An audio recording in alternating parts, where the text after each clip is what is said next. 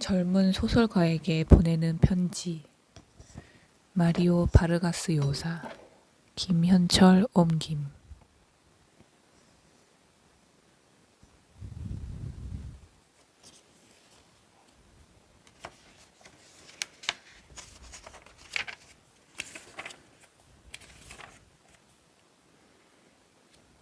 내 몸 안의 기생충.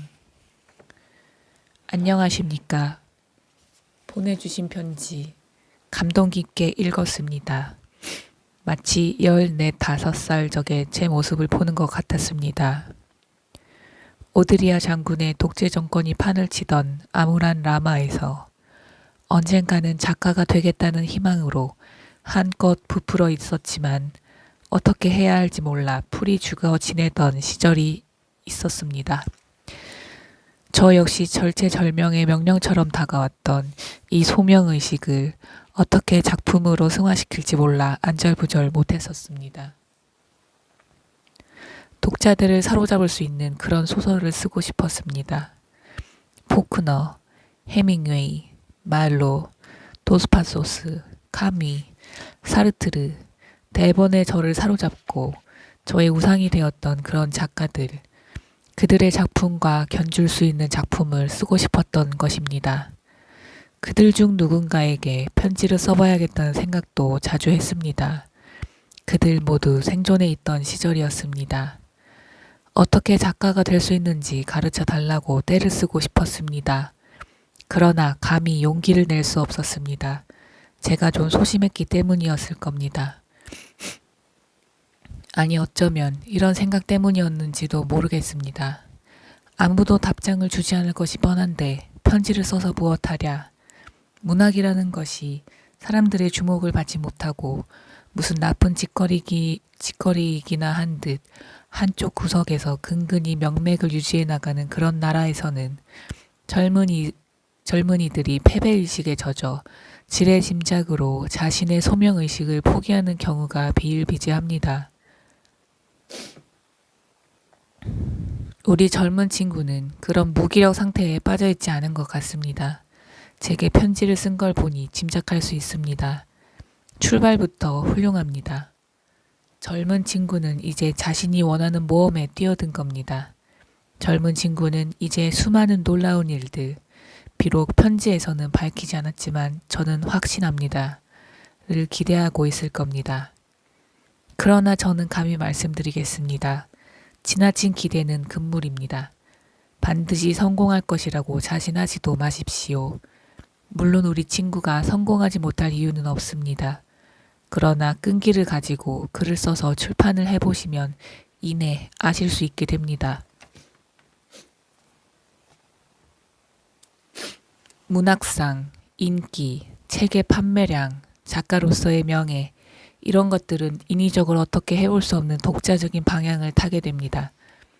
자격이 있는 작가들은 완강하게 거부하면서도 자격이 없는 사람들에게는 집요하게 몰려드는 것이 바로 그런 것들입니다.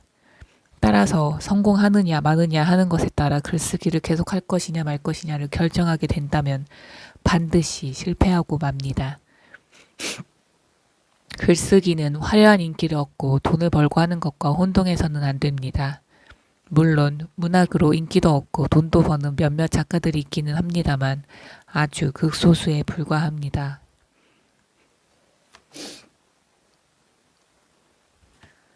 모름지기 작가로서의 자질이 있다고 생각하는 사람들은 기본적으로 이런 자세를 취해야 할 것입니다. 글쓰기의 결과로 얻을 수 있는 모든 것과는 상관없이 글쓰기 그 자체를 최고의 보상물로 생각해야 하는 것이지요. 저는 글쓰기에 대해 많은 점을 의심하고 있지만 이것 한 가지만은 확신할 수 있습니다. 작가라면 진정으로 이런 생각을 가져야 합니다. 글쓰기는 내가 지금까지 경험했거나 앞으로 경험하게 될 모든 것 중에서 가장 좋은 것이다. 글쓰기는 여러 가지 삶의 방식 중에서 가장 좋은 방법이기 때문이다. 글을 써서 사회적, 정치적, 경제적으로 어떤 것을 얻게 될지 모르겠지만 그와 상관없이 글쓰기 자체로 만족할 수 있다. 먼저 저는 작가로서의 소명의식을 반드시 짚고 넘어가야 한다고 생각합니다. 이 문제를 다루고 나서야 우리 젊은 친구에게 용기를 주기도 하고 때로는 고민을 떠안기기도 하는 문제, 즉 어떻게 작가가 될 수 있는가 하는 문제를 다룰 수 있기 때문입니다. 소명의식은 아주 미묘한 문제입니다. 애매모호한 문제일 뿐만 아니라 주관적일 수도 있는 문제입니다. 그렇다고 해서 합리적인 설명이 불가능한 것은 아닙니다. 우리는 종교적인 성격이나 자만심으로 물든 허망한 신화를 걷어내고 그 문제를 설명할 수 있습니다. 낭만주의 시대의 사람들은 작가의 소명의식을 신화적인 이야기로 설명하려고 했습니다. 작가는 신이 선택한 사람이다. 인간의 의식을 초월하는 초자연적인 힘에 의해 지명된 사람이다.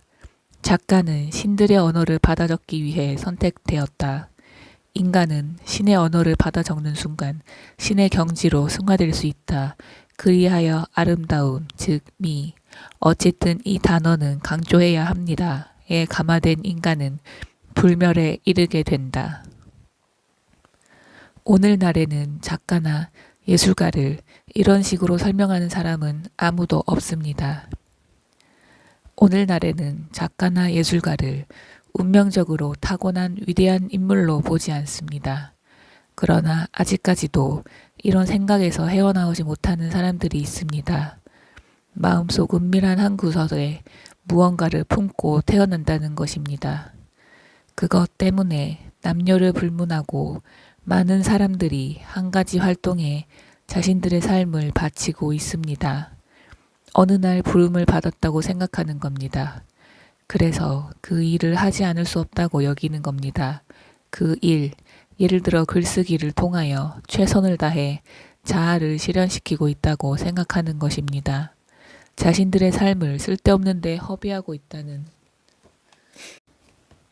자신들의 삶을 쓸데없는 데 허비하고 있다는 그런 끔찍한 생각은 아예 하지도 않습니다. 저는 우리 인간의 운명이 모태에서부터 결정된다고 생각하지 않습니다. 인간의 운명은 운명의 장난이 아닙니다. 변덕스러운 신이 우리 인간을 재능 있거나 무능하게, 의욕이 넘치거나 부족하게 만드는 것도 아닙니다.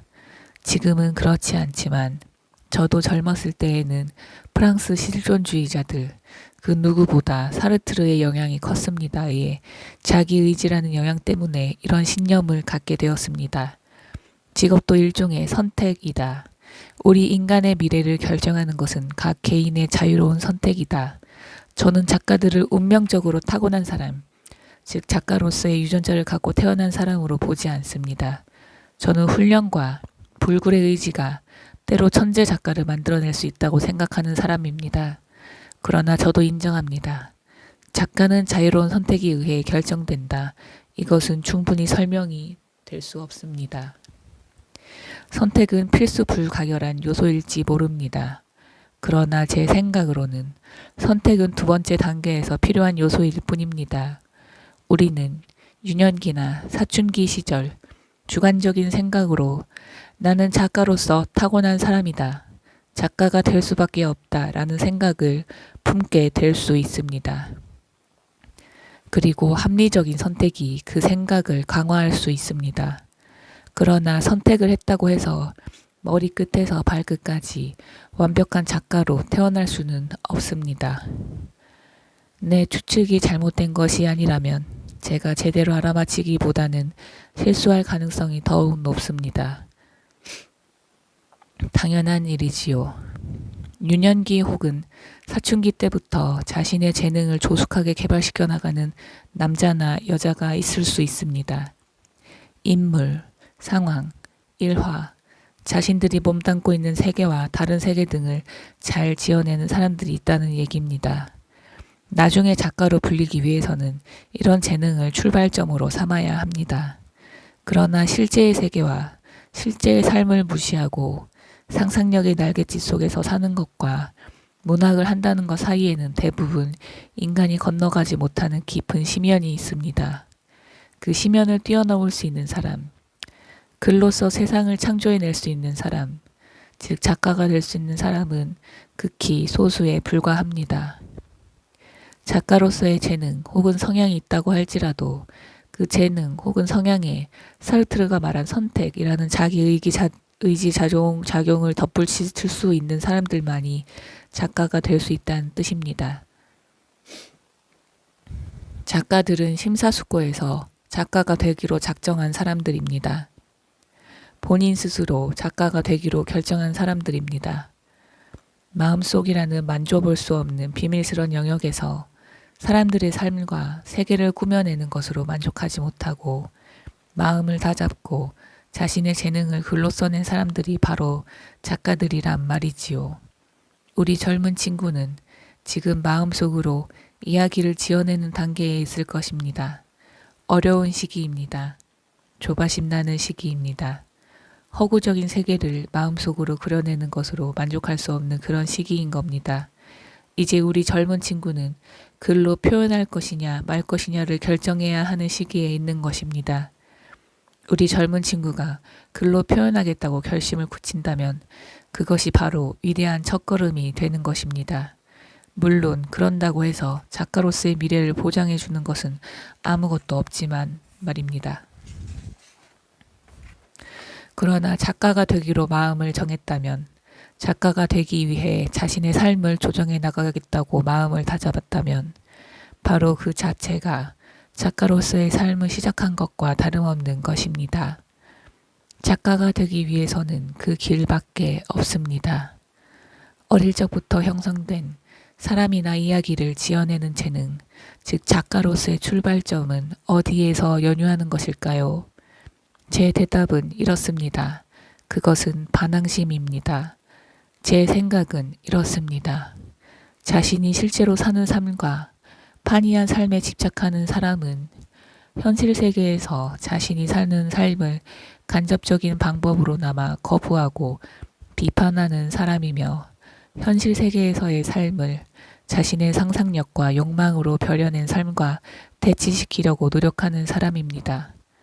현실 세계에서 자신이 실제로 사는 삶에 스스로 만족하는 사람이라면 무슨 이유로 그렇게나 속절없고 황당무계한 직업, 허구세계의 창조에 자신의 귀중한 시간을 허비하겠습니까?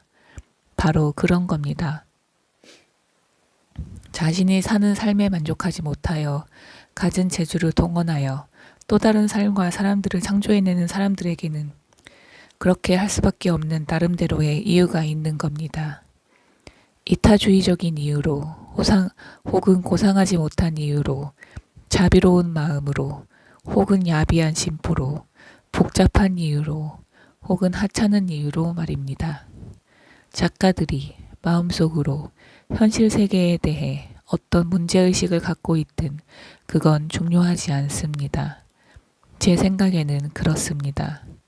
중요한 점은 현실 세계에 대한 거부감이 너무 커 글이라도 써야 직성이 풀린다는 얘기입니다. 창을 꼬나잡고 풍차를 향해 돌진하는 돈키호테처럼 보일지라도 자신이 부대끼며 사는 완강하고 객관적인 세계를 섬세하고 허망한 허구 세계로 일순간이나마 바꿔보고자 애를 쓰는 것입니다. 글쓰기, 황당무계한 작업일 수 있습니다. 글쓰기란 주관적인 작업이며 비유적인 작업입니다. 역사적인 작업이 아닙니다. 그러나 이 글쓰기가 우리 현실 세계의 활력소로 작용하고 있습니다. 다시 말해 살과 뼈를 가진 사람들의 활력소가 되고 있다는 말입니다. 현실에 대해 생각해 보지요. 현실은 문학에서 중요한 역할을 담당합니다. 현실은 작가들이 우리에게 어느 특정 시대에 대해 무엇을 보여줄 것인지를 결정하게 만듭니다.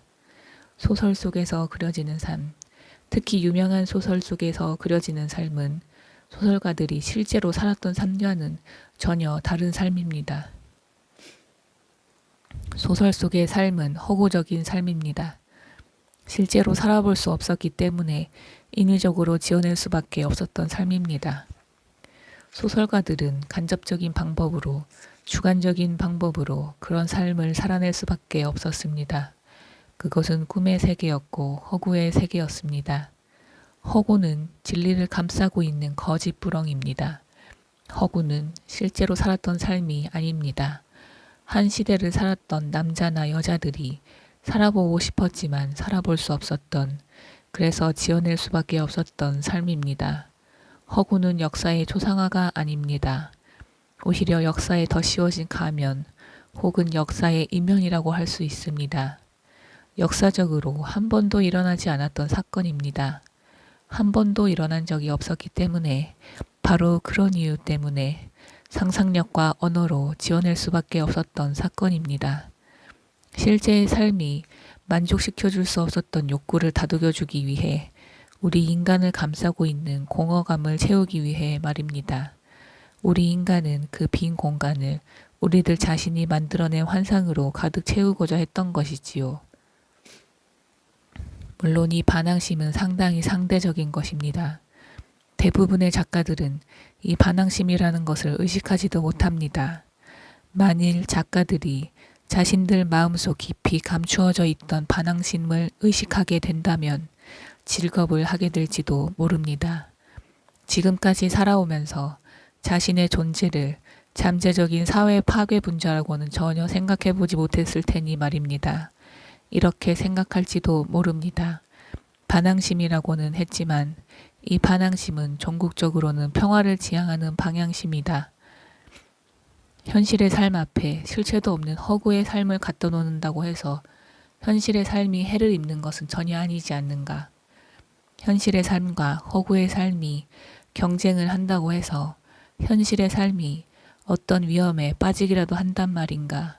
언뜻 보기에는 아무 위험도 없어 보입니다. 그냥 장난을 좀 치는 것처럼 보이지 않습니까? 장난은 좀채 위험해지지 않습니다. 한계를 벗어나지 않고 현실의 삶과 조화를 이룬다면 말입니다. 좋습니다. 그러나 누군가 돈키호테나 보바리 부인을 예로 들 수 있습니다. 가 소설의 삶과 실제 삶을 혼동하게 된다면, 그래서 자신의 삶을 소설 속에 나오는 삶처럼 만들어가려 한다면 드라마틱한 결과를 가져올 수도 있습니다. 소설 속의 삶과 실제의 삶을 혼동하는 사람은 지독한 환멸감에 시달리게 될 것입니다. 그러나 문학이라는 장난질이 해롭지 않은 것은 아닙니다. 문학은 실제 삶에 대한 본질적인 불만족에서 나온 것입니다. 그래서 소설은 불평과 불만을 부추길 수 있습니다. 책을 읽고 엄청난 허구의 세계, 위에서 언급한 세르반테스와 플로베르가 지어낸 세계와 같은를 살아본 사람이 있다고 칩시다. 책을 읽은 다음에는 현실의 세계로 되돌아오지만 자신의 한계와 불완전함에 감정이 무척이나 상해했을 겁니다. 자신이 읽은 장대한 판타지에 매료되어 현실 세계와 자신의 삶이 소설가들이 지어낸 삶에 비해 형편없이 못난 것이라고 느낄 것입니다. 좋은 문학 작품이 일깨워준 현실 세계에 대한 불안감은 경우에 따라 기존의 권위, 제도, 신념에 대한 반항적인 행동으로 표출될 수 있습니다. 바로 그런 이유로 스페인 종교재판소는 소설을 탐탁지 않게 생각해 소설을 엄격하게 검열했습니다. 심지어 아메리카 식민지 전역에서 300년 동안이나 소설을 읽지 못하게 막기도 했습니다. 이런 구실을 내걸었던 겁니다. 그따위 황당한 이야기들은 하나님의 자녀인 원주민들을 혹세무민할 수 있다.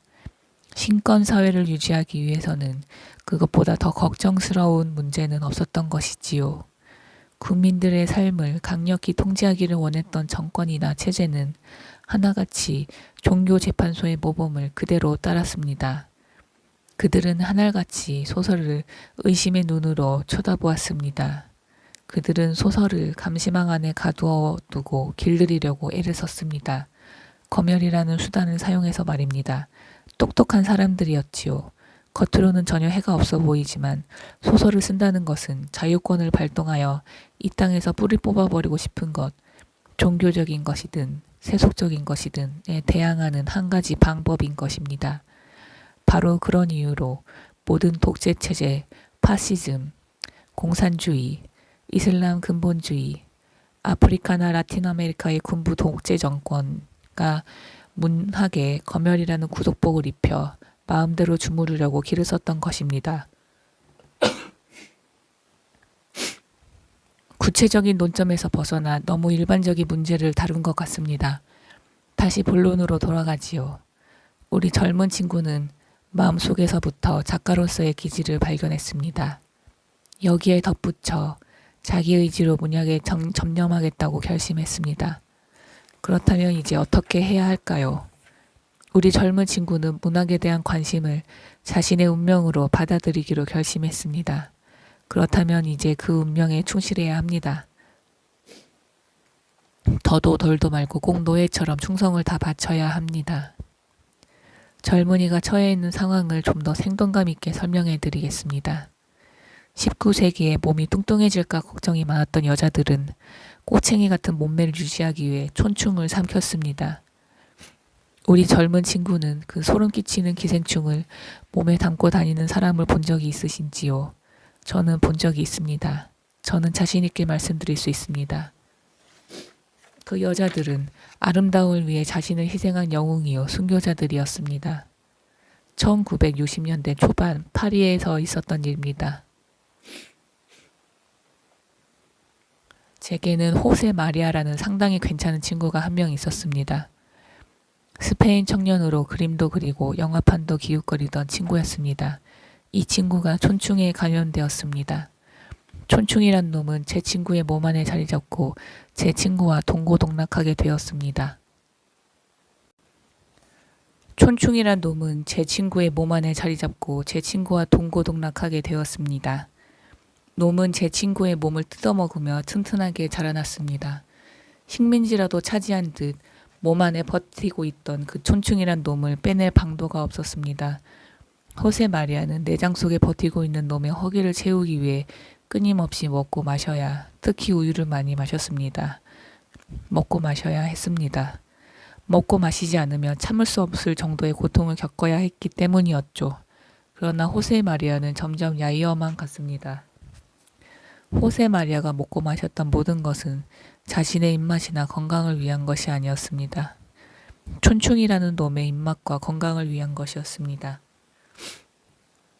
어느 날 호세 마리아와 저는 몽파르나스에 있는 허름한 선술집에서 얘기를 나누었습니다.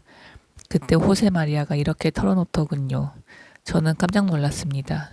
우린 모든 일을 함께하지.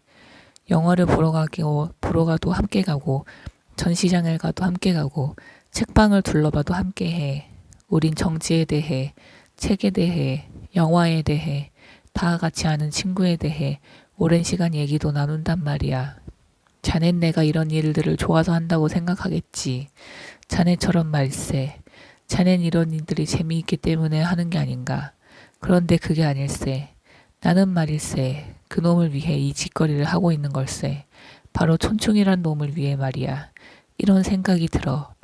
지금 살아가면서 많은 일을 하고 있지만 그건 나를 위해 사는 게 아닐세. 내 몸 안에 있는 바로 그 놈을 위해 사는 거란 말일세.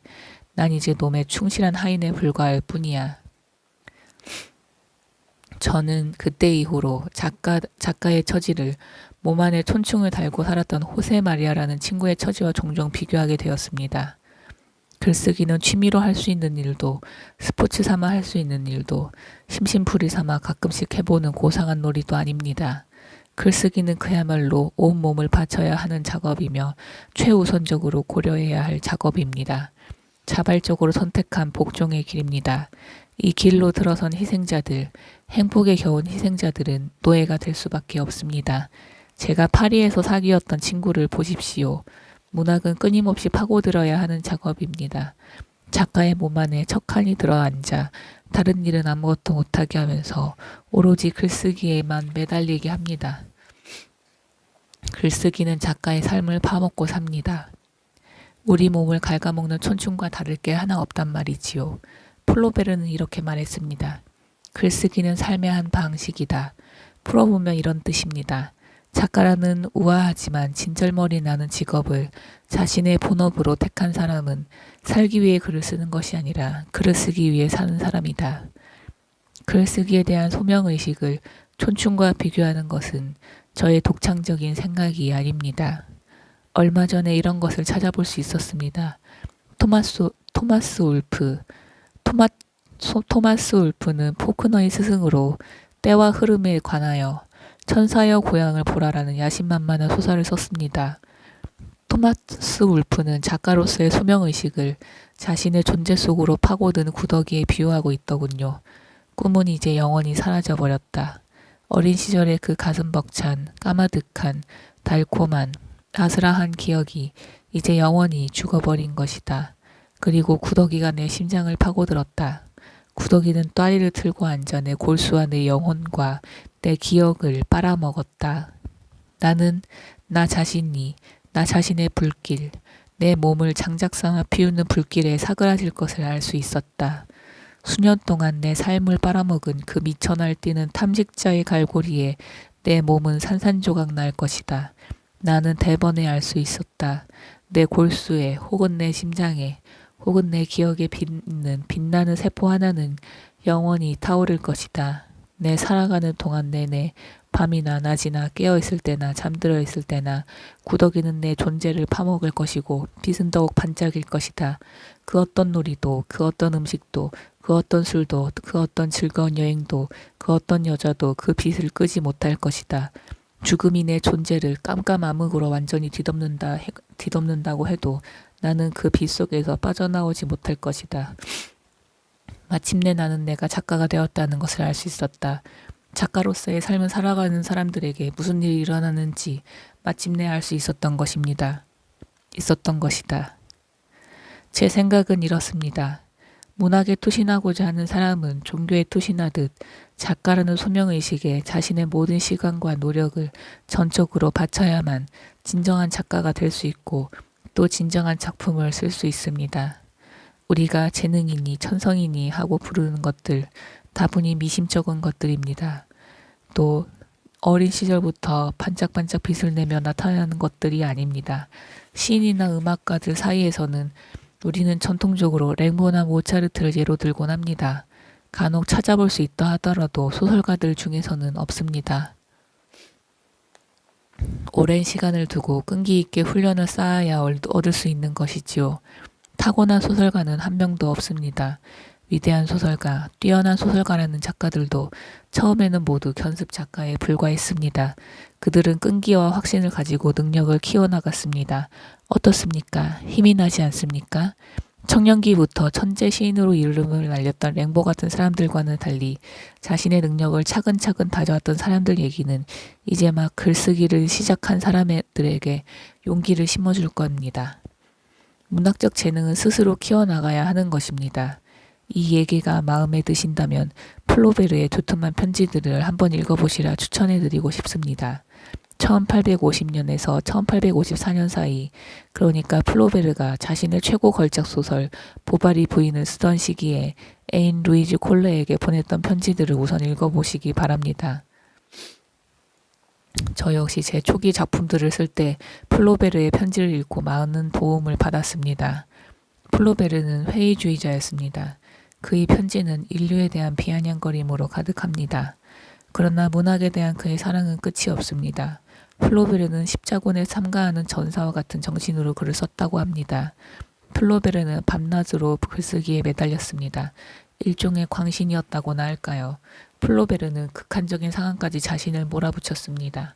그렇게 해서 자신의 한계, 당시 유행하던 낭만주의 작품에 충실한 다분히 수사적인 문체, 그의 초기작에서 쉽게 찾아볼 수 있습니다. 자신의 한계를 극복할 수 있었고 그래서 보바리 부인이나 감정교육과 같은 소설, 최초의 현대소설이라고 할 수 있는 작품들을 쓸 수 있었던 것이지요.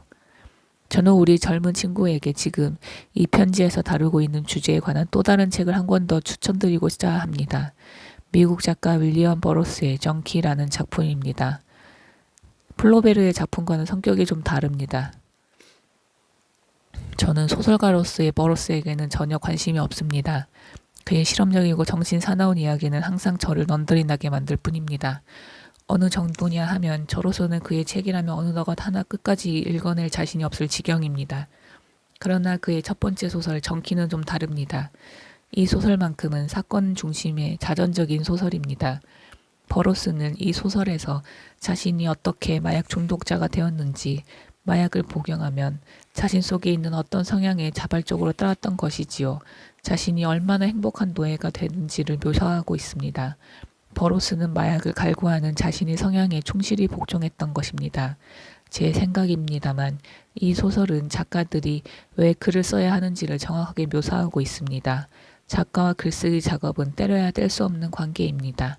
글쓰기 작업은 작가를 파먹고 삽니다.